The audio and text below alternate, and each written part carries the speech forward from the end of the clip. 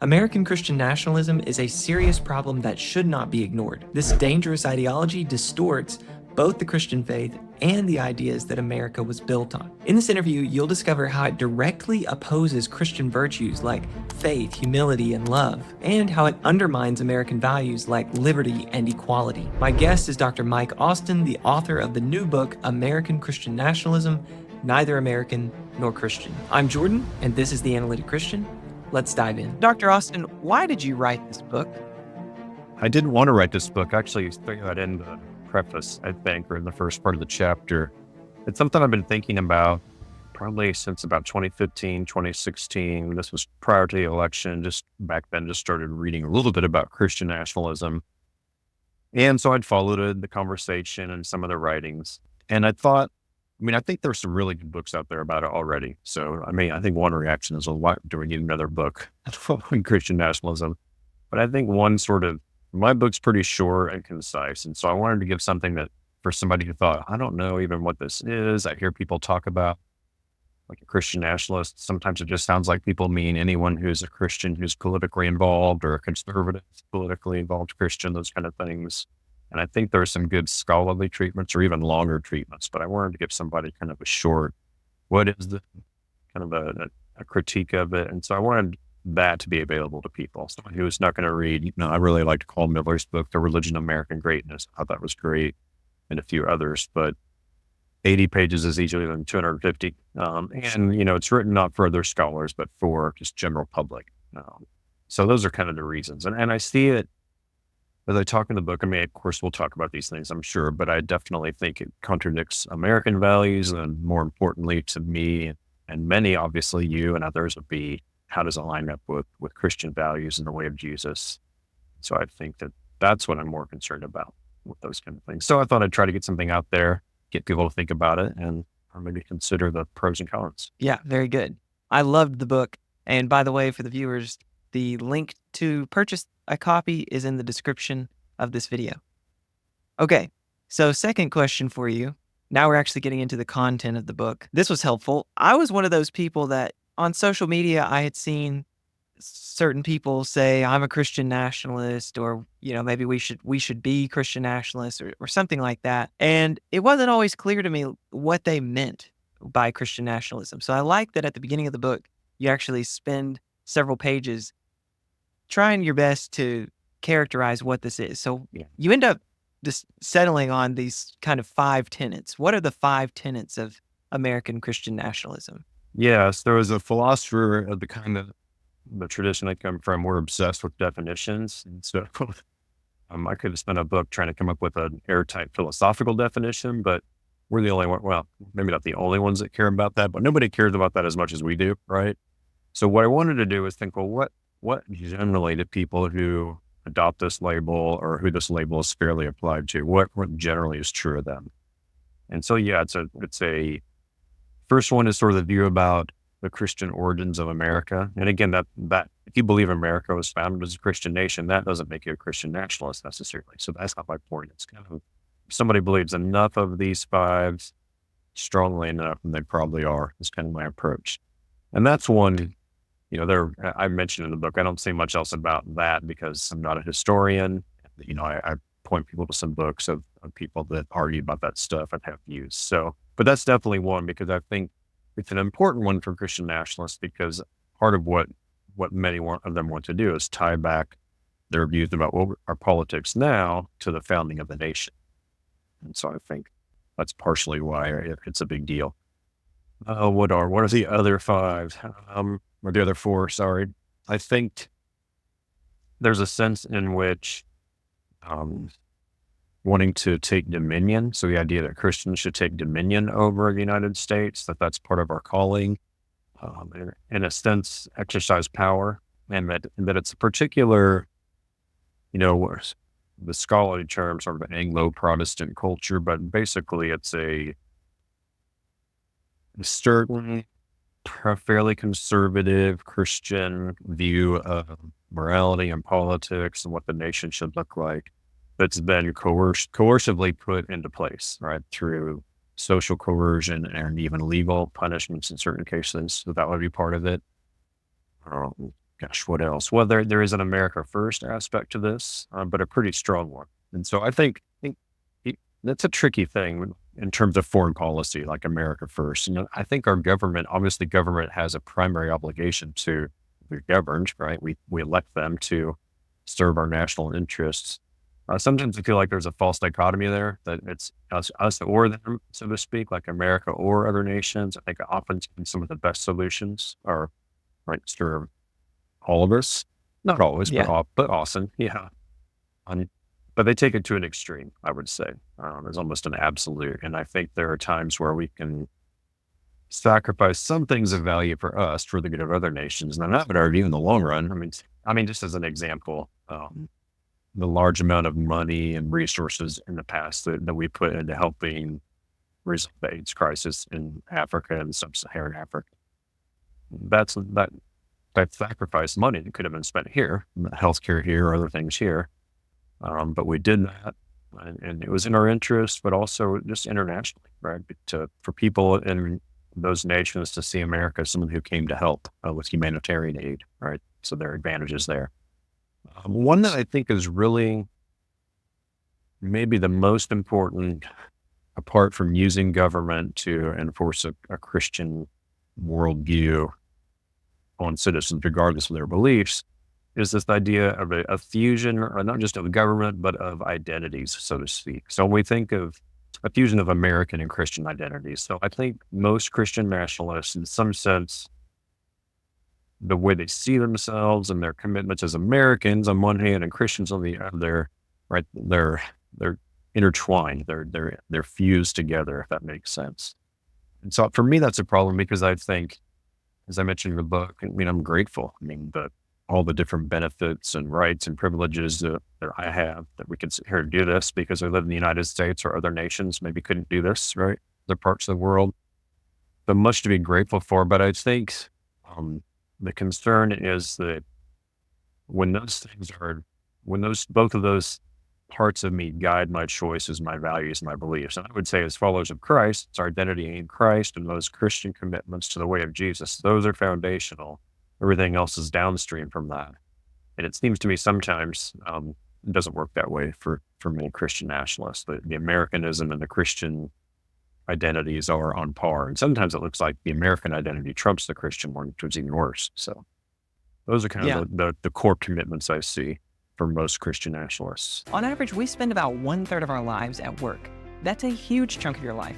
So you should choose a career that is meaningful and impactful, especially if you're a Christian. We're called to be good stewards of the talents and time that God has given us. So which careers should you consider?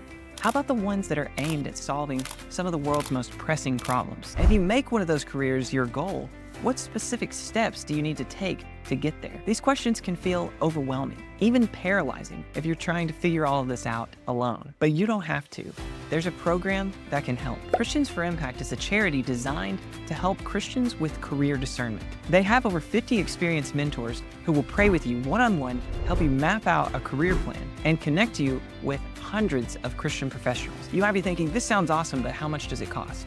Well, this is the most amazing part. This mentorship program is completely free. How does it work? Just spend 10 minutes reading the career guide linked in the description below. At the end of that career guide, you'll see a link to apply for a free one-on-one mentorship. After submitting your application, you'll hear a response within 1 to 2 weeks, connecting you with a career mentor. If you're a committed Christian based in the US or the UK, especially if you're between the ages of 18 and 25, this is an opportunity you don't want to miss. So check out the career guide linked in the description below and apply today. While you're there, check out the Christians for Impact newsletter and podcast. Both will provide you with even more resources to help you start navigating your career journey today.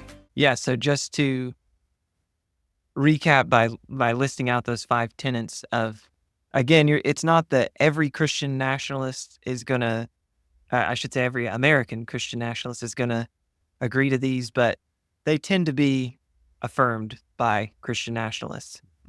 So the first is just to recap. The first was American Christian nationalists believe America was founded as a Christian nation.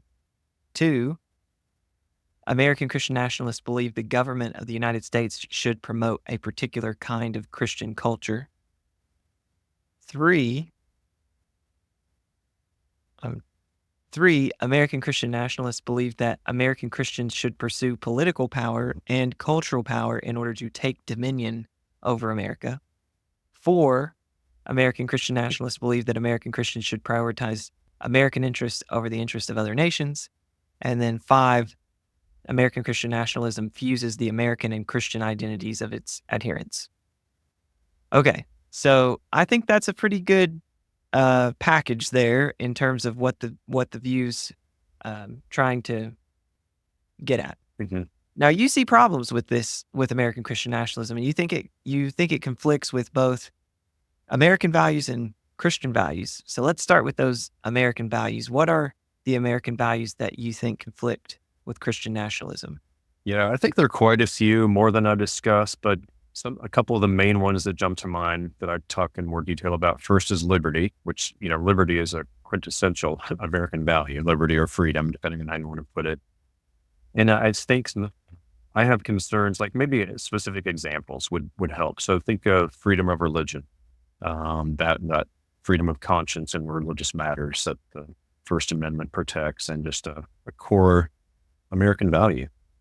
That liberty, under at least some Christian nationalists in their ideal Christian nation, would be severely limited or curtailed. And so, as an example, in one case for Christian nationalism, a book the author writes about, imagine in his scenario, maybe could be a committed member of another religion, say a Muslim or a Buddhist or somebody, or maybe even a committed atheist, whoever it would be. If that person tries to convert a Christian to atheism or another religion, then in the scenario like that, they could be imprisoned, or at least in principle, even put to death.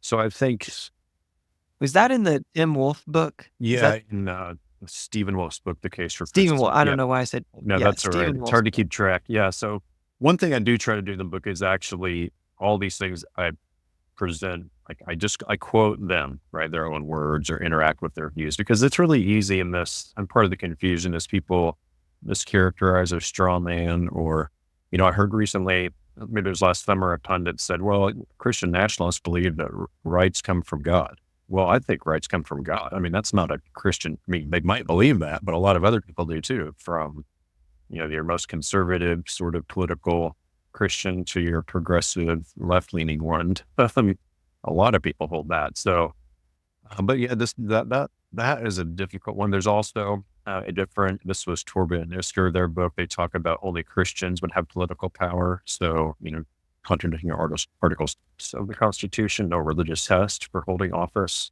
And to me, that's a form of liberty too, the liberty to actually to try to serve in the government. So those things jump out to me as a couple of glaring problems. Yeah, of conflicts between Christian nationalism and an American value like liberty. That's You right. also mentioned an American value is equality. Yeah. Yeah. So I'm looking in the book because I actually reread this, just thinking about it, because, you write it and then it's months or a year later. But Sure. yeah, I mean, I think I'm going to look at this a little bit. I mean, I guess I would say there is a concern for me about equality, in that at one level, some nationalists will say, well, there's issues with race. I guess we'll just start there, to pick a non-controversial topic these days, but there really are issues. I think that Wolfe talks about in his book that people of different sort of ethnicities or kin, right, that we can have mutual alliances with one another, but not deeper relationships. So that seems troubling. He talks about, Black men having higher levels of criminality than others, and why should we be looking to them? Oh yeah, I remember you giving that quote in the book. That was awful. So yeah, and I think, and if he means something else by that, if he's got other explanations of that, apart from racist ones, I think I mentioned this in the book too, then that's the kind of thing you need to be forthcoming about and discuss. So that's really troubling. There's some issues with women. Wolfe doesn't say this, although he does say that, like, gender equality, like, that's been a really bad thing for the United States. And others I don't discuss in the book. They're the guys that write, and then some of these other figures that are kind of social media presences, but they show up at the conference and speak. So they've talked about, in the ideal Christian nation, women wouldn't have the right to vote. So that's an equality issue, of course. And so I find those things deeply troubling, deeply un-American, given, you know, what we've done, what women did get to get the right to vote, what's happened to try to generate and deal with the past sins of our nation, right? Slavery, Jim Crow laws, and of course things have gotten so much better, but we're not there yet. We've still got progress we can make. So that fundamental value of equality in those two realms is troubling to me, and I think it's pretty clear, even though often it's denied. On one hand, I think if you read closely or look at sometimes what they say in their books, sometimes what they say in other forums, it's pretty clear that at least for some of them, there are inequalities and injustices that are advocated or winked at on the basis of race and gender, for sure. Okay, so those are a couple of conflicts between American Christian nationalism and American values. You mentioned conflict with liberty and a conflict with equality. Okay. Now let's shift to Christian values. What are some Christian values that you think are in conflict with American Christian nationalism? Yeah, I think just broadly speaking, it's tough because I think it's a good thing for Christians to be involved in politics, to hold political office, to be involved in, be present, right, in our nation. But I think the best way to look at it is as another seat at the table, right? As long as we have a voice at the table, then even though it's messy, right, in a pluralistic democracy like ours, then we hash it out, we make compromises, we make our arguments, we try to persuade. But it looks like a lot of time it seems to me there's a deep misunderstanding in some cases of scripture. So, for example, Torben and Isker talk about Matthew 28. Well, if you have any kind of evangelical background or campus ministry, or at the Great Commission, go into the world and make disciples. The way they take that passage as Christians are to go to other nations and or Christians in other nations, like that's done through the government. We make disciples in America through the power of the government or the structure of the government. It looks like that's how we're supposed to fulfill the Great Commission in other nations as well. But of course, I think two problems there. One, nations in the Great Commission doesn't mean nation state. It's more of like people groups. And the other is it's the church. The church's job to make disciples, right? Not the state. And the state can give us the legal and moral space, the freedom of religion and of activity, association, of speech to do those things. That's vital, and that's one thing we enjoy in the United States. But there always just seems to be an appropriation of governmental power and power of the state rather than giving the tasks that belong to the church. So that's one that I would say. And that dominion thing. Dominion is a Bible word, right? It's like Adam and Eve were given dominions. But I think there's a misunderstanding, we've seen in the history of the church what that means and how we relate to creation to this, where dominion is grabbing a hold of power. But it seems to me dominion is better understood as a stewardship rather than a control. Jesus could have taken the reins of the political realm, right? That was the temptation, one of the temptations that the devil gave him, give you all the, of the world. Or he said, I wanted to take control now. My kingdom was of this world. I could bring down legions of angels and we could do it. So there's a confusion there. And I think, but it seems like a lot more acceptance of political violence in certain situations. That's a clear thing. And that's something I struggle with. I've definitely moved from the past, but I've moved much more in that direction the past 5 or 6 years. There's some different things I've read and written and just classes I've taught. So I've been more challenged by that view than I was, say, 15 years ago. Then I think of, Christian values and virtues, they kind of blend together. So this might be, but I think of like the parable of the Good Samaritan, right? That's a key one. Oh, yeah. This was like my favorite part of the whole book. I love that retelling of the parable that you gave. And that may have been under humility and love, so values and virtues kind of overlap. Virtues are kind of value, but there is a discussion of the parable of the Good Samaritan. And I feel like they missed the actual point of the parable. And so Christian nationalists in some of their writings, who is my neighbor? And they'll have a strong preference for their physical neighbors, which to a degree I agree with. Like it's much more important for me to love my next door neighbor or the people in my community, because that's where God's placed me. Those are the people I can have a relationship with over long term. But we live in a world where because of technology and a lot of other things, there are opportunities, not to the same intensity or commitment, but I should have to say the person, the neighborhood my church is in, for example, or my neighborhood. But we can help the immigrant, the person on the other side of the ocean. We can still love our neighbor. And so the question, who is my neighbor, right? You look back at that, this goes back to some of the issues with ethnicity and kind of America first to an isolationist extent. Is, well, I should just help my neighbor, people in my community. But it looks like when Jesus tells the parable, it's because the man with the teacher of the law was asking, well, who is my neighbor? And yeah, with sort of like trying to get out of it, or maybe wanting to hear just the Jewish people or just my people. And so Jesus flips all that on his head, right? Or on its head, and tells the parable of the Good Samaritan, who is the person that you would least expect is one who is a neighbor. And so the point is not who is my neighbor, but how can I be a neighbor, right? That's the point of the parable, is to challenge us to love whoever we're able to love in service, bind up their wounds. And so I do retell the good parable of the Good Samaritan, where rather than Good Samaritan, it's an undocumented immigrant, right, who heals somebody or who takes care of somebody, takes them to be cared for in a hotel. And I think that's a big one for me. And I've read on immigration ethics, and I've got a lot of questions. And of course, we have to have safeguards in place and standards, and there will be limits. We can't, or things we can do. And I'm as frustrated as anybody that our government still has not done anything about this to long term deal with this issue. It's been decades.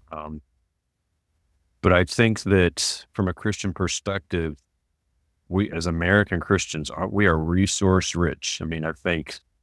I think the way of Jesus is so challenging, and we don't think of ourselves as rich, but we are. Most of us, probably most of the people watching this, you and I are, compared to the rest of the world. The first time that I was rich, you're like, well, I'm not rich. That's like Bill Gates, Joe Montana, Right. but compared to most of the world, I am. And so that's where we need our church and our community to serve refugees and immigrants and those kind of things. But my point is that that sort of radical sacrifice for the good of others, just because they're human beings made in God's image, that's enough. But I think another thing that gets dropped out of this conversation about, protecting, it's a protectionism theory, protecting ourselves and our families from immigrants. Well, yes, criminals that come across, we know that. But a lot of people that are coming across, not only they're human, they're brothers and sisters in Christ, that are fleeing persecution or poverty or violence. And so this is just one example I go into, and it's controversial, but because I think our ties to our brothers and sisters in Christ are supposed to be deeper than our ties to other people just on the basis of being fellow Americans, right? I think that's the picture we get in the New Testament, right? And so this is the case where I feel like our national ties, the priority is placed too high relative to our ties, spiritual ties of other Christians. So that's kind of a cluster of values there that I'm troubling. It's both humility and love come into play there. Yes. And that first one you mentioned in terms of so humility and love are the virtues that you discuss in the book and how those are in conflict. And I don't want people to lose track of the first value you mentioned, which was making disciples. One of the Christian values is making disciples. But the way you do that is kind of this bottom-up approach. It's the role of the church that does that. It's not the role of the state that's supposed to do that. And so you think that's an area of conflict. Yeah, let me say one more thing, because since I did sort of jump ahead to the virtue discussion, but I think in the value, apart from the Great Commission, there really is an issue of idolatry here. And I'm not saying every Christian nationalist is guilty of the sin of idolatry, but as you read and think and look at some of the things that are said and advocated, that's a danger. And one of them has said, I think this was Arena said, talks about the strong God of the nation. And it's a lower G God, but still, right? That's deeply concerning. And I think this is a special temptation for American Christians because of the history of our nation, right? Their religion has played obviously a key role in the founding and throughout the century, or the 2.5, almost 3 centuries roughly that we've been around.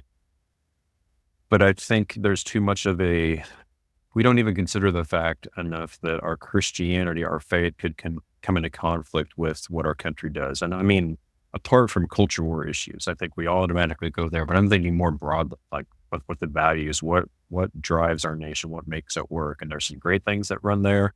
There's some troubling things too. And so we've got to be willing to put what our nation does and our loyalty to it up against, right, up against Christ and his way and his law and his character. And so there is a danger of idolatry of the nation where we serve it more or over our service to Christ. On that particular point, one of the issues, it actually is it's one of the tenets really. There tends to be this close fusion of being an American and being a Christian. I guess it's part of the name even. Right. Your identity, those two things kind of fuse together. And you mentioned in the book, I think this is maybe when you're discussing virtues and you talk about faith as a virtue. And Your faith in Christian nationalism, your faith becomes placed not in Jesus, but in the government that you're trying to establish. I don't know if you wanted to add anything to that or if you think you've already said enough, but I feel like that point was one of the ones that really stuck. The point about who's my neighbor really and stuck with me from the book. And then also this point about what is your faith actually in? yeah, and and of course that's a temptation for all of us, but I think it's a special one here because there's such an emphasis on the government, which it's a weird tension because I know most Christian nationalists we're not, they're not for like big government in the sense that we normally think of, like maybe sort of Republicans versus Democrats and some of those ideas. But there's a different kind of faith that gets put in the government. I think sometimes some of the motivation for many could be fear, fear of the way things are changing, that we're, the demographics. I don't just mean racial, but religious. I mean, all the ways that our nation is still changing, right? And the makeup of it. And I think that let's just try to keep it the way it was when we sort of felt like we're on the top. And that's just, Jesus isn't really concerned about that. And if bad things are happening, bad things are going to be happening no matter what. It's the fallen world. Governments are fallen. People that run them are fallen. The governed are fallen. And so I want us to have our faith to keep working and put faith in God and his kingdom. And that is, I didn't believe this, but I think I do now. Dallas Willard, this quote that stuck with me, it says in different ways that because of Jesus Christ, the universe is a perfectly safe place for you to be. And I just want to say, well, no, look at the world. It's so much, but there is an ultimate security we have that anything God allows, even terrible things, that's not going to have the last word, right? The redemption of all has the last word of new heavens and the new earth, being a part of that redeemed community. So in that sense, that's where our faith has to be in. And it's the church that the gates of hell don't prevail against, right? It's not America or the state. So trying to reorient our focus there, and the politics matters, but these other things, followers of Jesus, matter a lot more. So to finish up, you have this from reading the book, you get a sense of, okay, this is the vision that Christian nationalists have for America. And to be frank, that is just after reading the book, that's a terrible vision for America. But you contrast that in the final chapter with a better vision, what Martin Luther King called the beloved community. Mm-hmm. So why don't you sketch what the beloved community is, and maybe it probably will be obvious once you sketch it, the ways that it contrasts with American Christian nationalism. But sketch that and maybe explain how it's better. Yeah, I think the idea, and this is something, I was at a conference a few years ago, and I was hearing people talk about this, and like, well, it sounds familiar, but I don't know what they're talking about. So I read up on it some, and you can trace it back to Josiah Royce, American philosopher that King arguably was drawing from some, Howard Thurman, another philosopher, theologian. But yeah, basically the idea is, and I'll just take the start, of course it's idealistic. And I'm not saying we can achieve it, but I'm saying if we aim this high, then if we make some progress to it, right, it's essentially, it's the kingdom of God becoming, it's the Lord's Prayer. Your kingdom come, your will be done on earth as it is in heaven, right? It's that being made more manifest. It'll be an already not yet, like the kingdom is. But essentially the beloved community is a community it's ordered not just by justice, but I think the political order, the simplest way to put it is it's actually ordered by love is the idea at the bottom. And so it's incredibly demanding. And so King himself thought there's no way this would happen unless God does something, right? But I think that's, as Christians, that's what we should do. We should like set out and our goal should be things that can't happen or even get close to happening unless the Holy Spirit shows up and does some things. So beloved community, I think of it, and I talk about in the book, King said it's the ideal Christian community, but I think given the rhetoric that we have these days, I think it's probably better just to call it the ideal human community. I mean, I think it is at least one of the ideal Christian communities, and it's basic needs of people are met. King talks about that. So the means we can argue about, but people have food and shelter, a clean place to live, those kinds of things, the basic dignity, dignified work, that chance to develop spiritually, culturally, through literature, art, philosophy, the Bible, all those sorts of things. So, to cultivate his spirit is the way that King would put it. And it's a taking of responsibility. That's really a more communal focus.